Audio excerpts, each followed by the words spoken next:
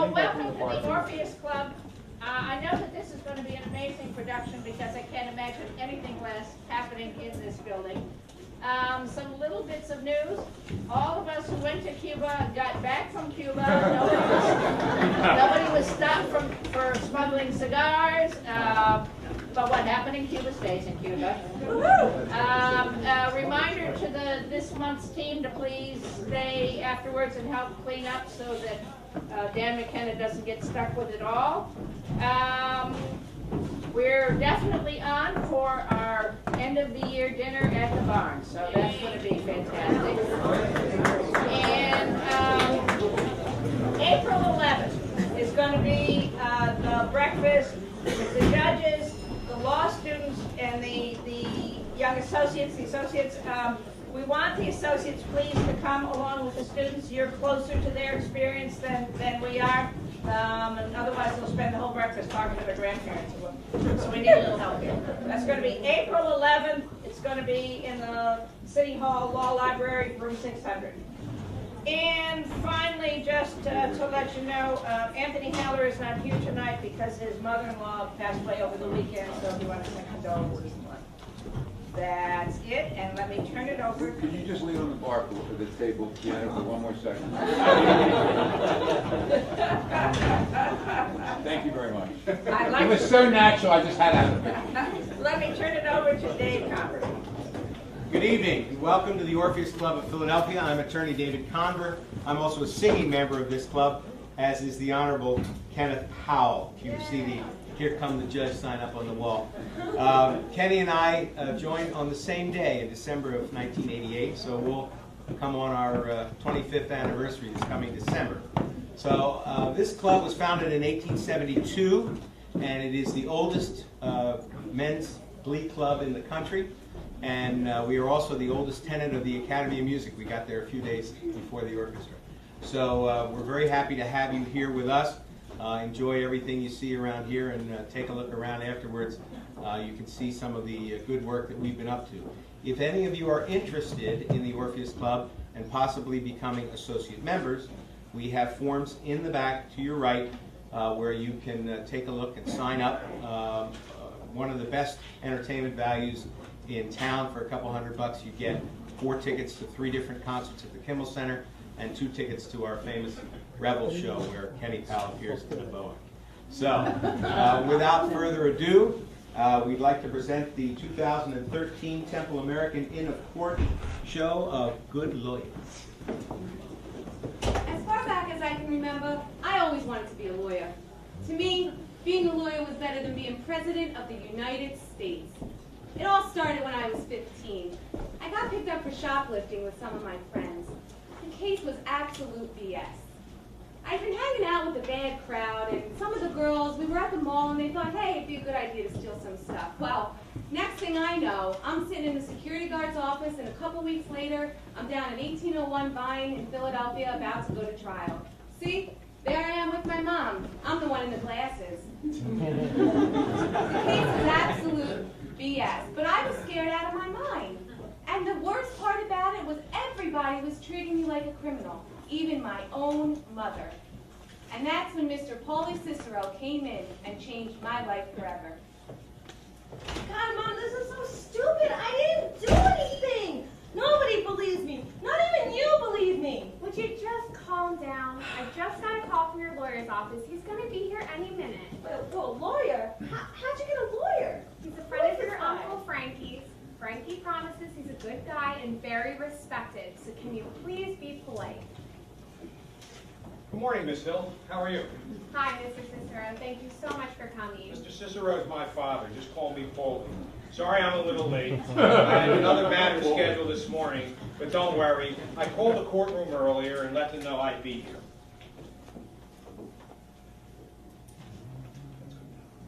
That's good enough. That's good to know.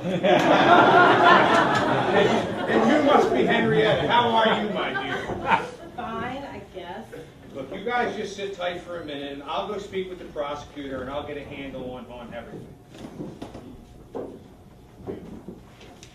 Mr. Cicero, it's been too long.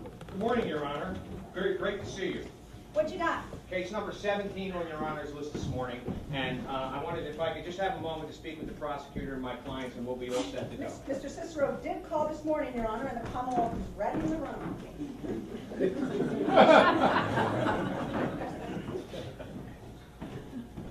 All right, so here's the deal. They want you to plead guilty to retail theft.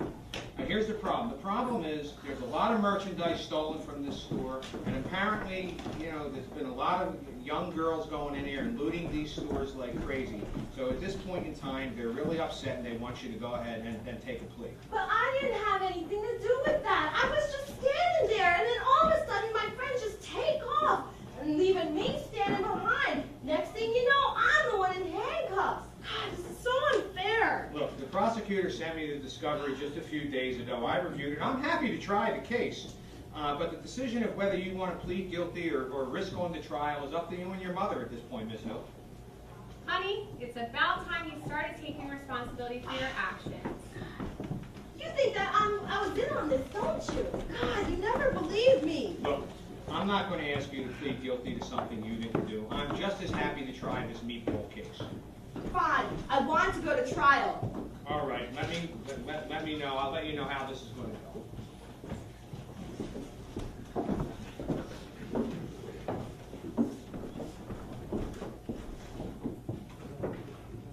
I have to admit, I was terrified. But Mr. Cicero was awesome at my trial. It felt like he was running the room. And I felt like my lawyer was finally standing up for me. He was saying all of the things that I've been trying to say since this whole mess started. He was amazing. All right, I'll hear an argument from counsel. Thank you, Your Honor. Based on the evidence presented by the Commonwealth in this case, Your Honor is compelled to find Miss Hill not guilty. The evidence demonstrates nothing more than mere presence at the scene of a crime. It doesn't demonstrate any active participation on the part of Ms. Hill, and the court is compelled by any standard, let alone a reasonable doubt standard, to find Ms. Hill not guilty. Your Honor, this is a classic case of the defendant acting as a lookout for the Wait, other wait. girls that were there at the time. You're not seriously going to argue that you have enough here, are you, Counselor? Your Honor, we have more than enough evidence at this point. Look, we've got a long list today. I've heard the evidence, I've weighed the evidence. Ms. Hill, I agree with Mr. Cicero, and I find you not guilty on all counts.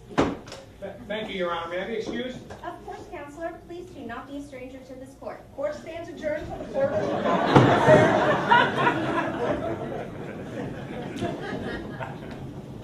Watching Mr. Cicero that day changed my life forever.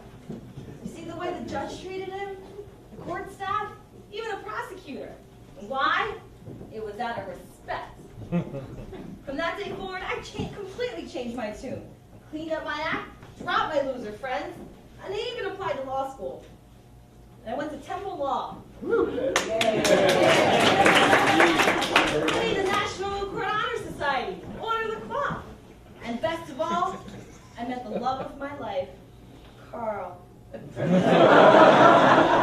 After law school, Carl and I got married, and I got a job at the Philly DA's office. And I took that office by storm.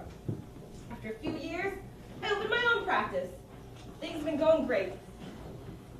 I do work a lot of hours, and it is hard, but Carl, it's been so successful that Carl's been able to stay home with our 2 boys.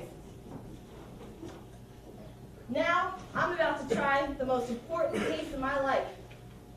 In the most important racketeering scheme this town has ever seen. It all comes down to this one witness, Tommy 2 Times, a 2-bit criminal. But I'm not scared, because I'm on my way to becoming a good lawyer.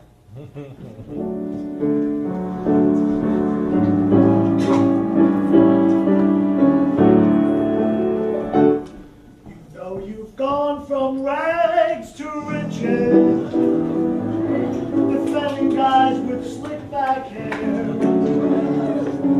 Though your pockets once were empty,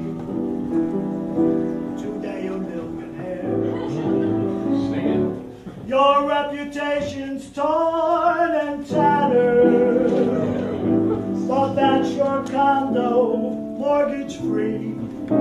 You finally get what really matters, a big cash fee. So open your briefcase, you know what it's for. It's worth much more than that oath that you swore. You want it, so take it and tell me your mind evermore. Must I forever be imprisoned? Can we depend on Tommy too? I helped you go from rags to riches. My fate is up to you.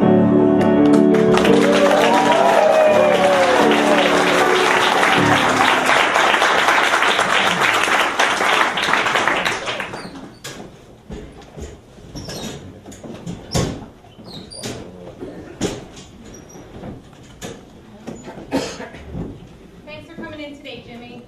Afternoon, Counselor. Mr. Spider is going to sit in with us this afternoon. He's been helping prep your case. Spider, you're a good-looking kid. Didn't you used to shine shoes down at the club? Yeah, that's me. You made good, kid. And thanks for coming in today on such short notice, Mr. Two Times. How you doing? How you doing? Just to let you know, Henrietta, I told Tommy that you're the best lawyer in the city. Nobody better. Nobody but the best. For Tommy, for me. And I told you, Tommy, that she knows how to do things so that you and I will be able to get through this. I'm telling you, the government's trying to screw us. But Henrietta's going to do a good job. Thanks for the compliment, Jimmy. Take a deep breath. We're going to work this out. I'm a little nervous. Yeah, I don't know. I'm a little nervous about testifying. See, I don't want to lie, but Jimmy's been a good friend. Actually, from what I understand, Jimmy's been more than a good friend to you, hasn't he? He's been more like a father to you, right? In fact, hasn't he offered to send your kids to college if he manages to get out of this mess? Yeah, you got a point. I don't know, though. I don't know. Well, Jimmy certainly can't help you and your family if he's locked up for the next 50 years. Look, as an officer of the court, I can't tell you what to say when the government calls you to the stand tomorrow. But what I can tell you is that when you're up on the stand and the government asks, who ran this operation? Think of Jimmy, and think of what a good and loyal friend he has been. And think of all he's done for you and all he will do for your family if he manages to get out of this case. Tommy, do you understand what I'm saying? Yeah, I get it. But what if I get caught? Hey, Tommy, relax. Like I said, I can't tell you how to testify. And I would never tell a witness to lie on the stand. But you and I both know that if you do testify that Jimmy is who the government says he is, well, it's going to be curtains for him. Just take a moment.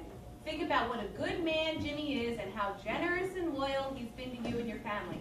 That is all we're asking. Do you think you can handle that? Not a problem. Jimmy, do you have anything you'd like to add? Yeah. Tommy, just remember the two greatest things in life. The two greatest things in life. Never rat on your friends, and always keep your mouth shut. Got it?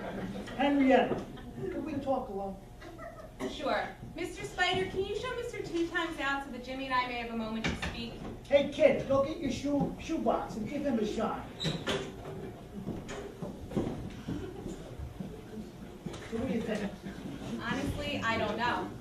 I'm not comfortable telling a witness to lie, but if he changes his tune and testifies honestly at trial, we're in big trouble. Yeah, Tommy's a good guy, but I wouldn't put my life in his hands. He talks too much. He's got no follow-through. Listen, Jimmy, you know I always like to be upfront with you, but we're gonna have a problem if Tommy testifies. He's the government's best witness, hands down. If he testifies to the jury and tells them everything he knows, I just don't see any way we can get around it. He really hurts us, Jimmy. He really hurts us. I don't like problems. If that's the case, I have a feeling Tommy won't be available to testify.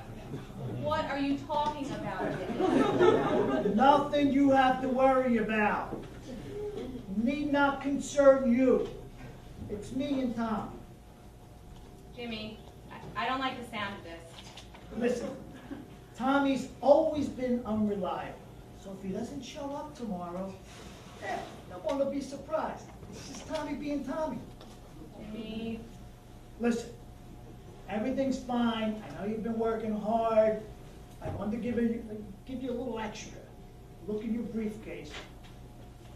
Just wait, baby. Just wait.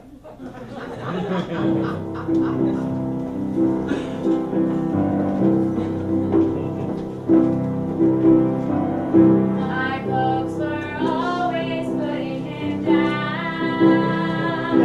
They said he came from the wrong side of town.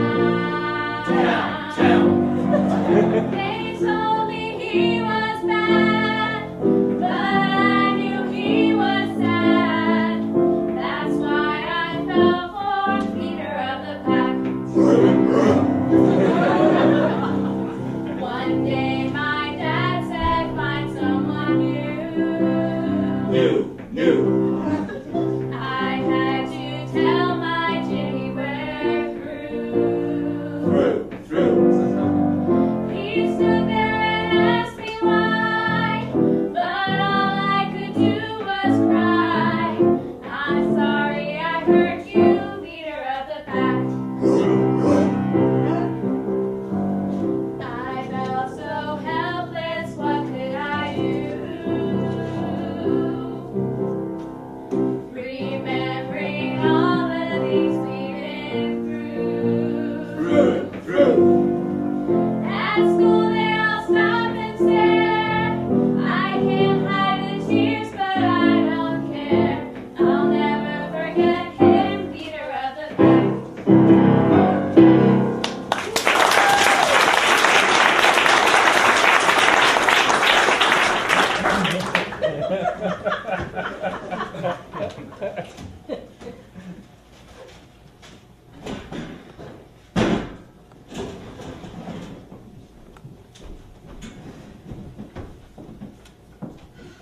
Welcome home. Thanks for calling. Nothing. I just thought maybe you would give me a call if you were going to be coming home on time. You know I'm prepping for trial. I know you're prepping for trial, but I also know you were supposed to be at our son's soccer game tonight. Can we please not do this right now? Do what? Talk about our family? No, not give me help for trying to do my job. Oh, yeah. It's all about your job these days. Don't forget your job is only part of your life. You're also a parent and a wife. Tell me something I don't know, please. Look, I'm sorry, but right now my job requires everything I have. First of all, it's been happening for a couple years now, so don't act like it's only this trial that makes this happen, all right? I know your clients need you, but your kids need you, and you're going to have to find a little bit more balance in your life. That is so easy for you to say. Henrietta, what's really going on? You've been successful your whole career, and I know you've worked a lot of long hours, but now it's starting to come at the expense of your family. At the expense of my family? If I'm not mistaken, you and the boys spent all summer in Avalon. I didn't hear you complaining about my hours when we were signing the mortgage on our shore house. And you were just as stressed out as I was last year when my practice dried up for a few months and we missed a couple mortgage payments. Remember that? Well, that's what happens when I'm not hitting the streets 24/7. Look, I'm not going to say I don't appreciate everything you do for our family, okay? You know that I love going to the shore and having all the things you provide for us. That means a lot to me, all right? There's a lot of lawyers that do well and have a family and a normal life as well, okay? And don't act like it's me who's making a big deal out of all this stuff. It means way more to you than it does to me, all right? You know that me and the boys would give up all that to have you in our lives a little more often. All right, now tell me what's really going on, okay? You've been different lately. The level of stress is out of this world. This case is just different. You wouldn't understand. Oh, I wouldn't understand. What am I, a schmuck on wheels? I'm a law grad too, okay? You used to bounce ideas off of me all the time, so come on. What's going on? Look, I think it's very sweet that you want to help. I do. This is nothing you learned in law school. Just let me worry about the law, and you worry about getting the kids to soccer practice. You're unbelievable. That really wasn't fair. I gave up my practice so you could pursue yours full time. Okay? But part of the deal was I was never going to be an only parent. All right, now I'm going to bed before I say something I'm going to regret. Fine. You really want to hear about it? Yes! Well, I suspect my client's going to have a witness killed, and I don't know what to do about it. You don't know what to do. Are you crazy? You call the cops, you call the judge, you dial 911. How is that even a question? The problem is I don't know. He could be having the guy killed, it could be nothing at all, or he could be setting the guy up in his suite in Palm Springs. Okay? And if I say something and I'm wrong, I'll have a reputation for ratting out my client, and my practice will be finished. Over, finito, okay? And, you know, my client might be tempted to tell the judge or the feds about a few of the other liberties I've been taking in other aspects of the case, which could be a real problem for me. A few liberties. Henrietta, what have you gotten yourself and us into? Carl, I need to win this case. We need me to win this case. I'm sorry to think you don't know what it means to win anymore. I'll tell you what, I'm taking the boys to my parents tomorrow, okay? You've got some real all right? Good night, and I hope you win your case, whatever that means.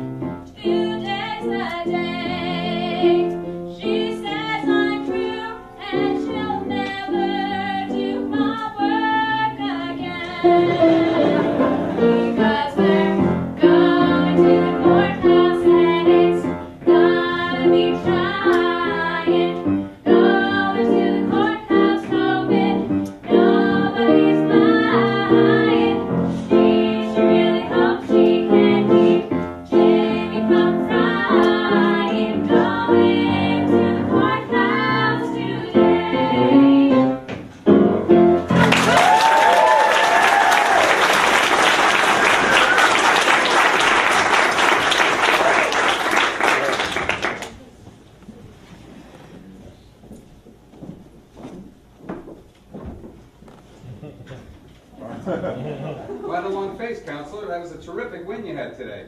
Thanks. Just a bit of a letdown, I guess. Hey there, stranger. Long time no see. Hey, Paulie, just the man I wanted to see. Hey, congratulations on that big win today, kiddo. You really dodged the bullet with that witness disappearing all of a sudden. Maybe somebody else failed to dodge a bullet. Huh?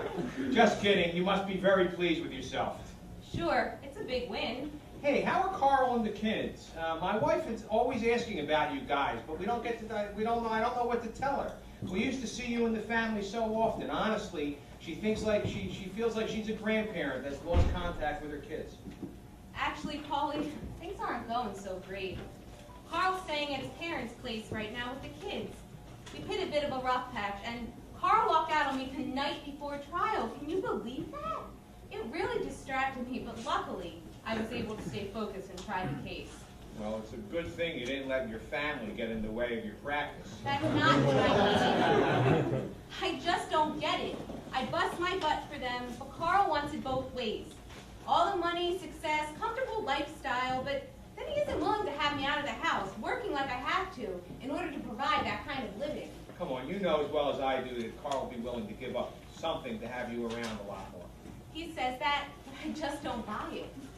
There's something else that's bothering me, Paulie. Can I tell you something in confidence? Sure. Well, I may know a little bit about why that witness was nowhere to be found for trial.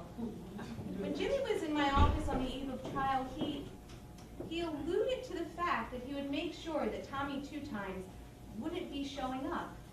He didn't go into it too much, but I suspect he was telling me he was going to have Tommy whacked. I didn't really know what to say or do. I mean, I figured he didn't tell me outright, but at the same time, I felt like I had some kind of obligation to report a potential murder. And to top it off, when we were leaving court today, Jimmy told me I was in his pocket now. I just don't know what to do anymore. Wow, that's really a tough one, kid.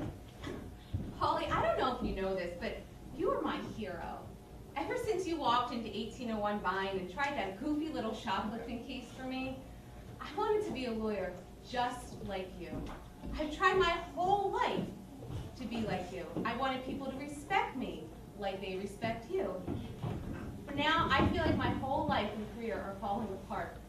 What am I supposed to do, Paulie? Look, kid, what you see as people respecting me is just me respecting people first. I never sold my life out for a client or told anybody to do anything unethical or illegal for the sake of the case. All you have in this life is your reputation, and I was never willing to give that away for a fee or a high-profile client. And I always, always put the family first. In fact, I made a promise to Loretta that I would do everything I can. Once I started practicing, I told her, you know what, I do everything I can to try to come home and sit down and have dinner with you guys every night. I wasn't always to keep that promise, but I tried my best to do so. And no case I ever had was as important and as rewarding as spending time with my wife and kids. In fact, it's that time now. I gotta go home. All right, well, I appreciate you taking the time to talk with me, Paulie. I'll tell you what, give me a call tomorrow and we'll talk everything over, okay? Thanks, Paulie. Hey, look, kid, you're not the first lawyer who's come to a crossroad in their career. Now, I've seen lawyers go one way and I've seen lawyers go the other way. What was best for their sake is not really my place to say. The question you're going to have to figure out and answer for yourself is what kind of lawyer, and more importantly, what kind of person you want to be. I used to think I had it all. The big house, the big clients, the beautiful, perfect family. But now I feel like I've lost everything that used to be so important to me. I feel like I've lost everything. I guess I'm just an average nobody and get to live the rest of my life like a schnuck.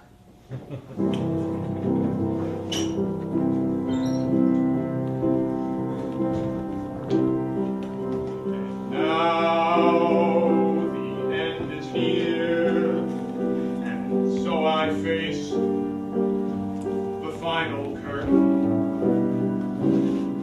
My friends, I'll say it clear. I'll state my case, of which I'm certain.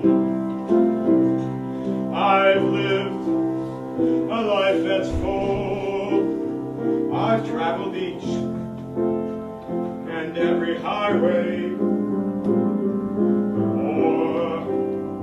much more than this.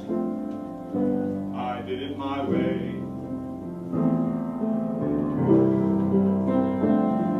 Regrets, I've had a few, but then again, too few to mention. I've lived what I had to do and saw it through without exemption. I planned a charted course, each careful step alone.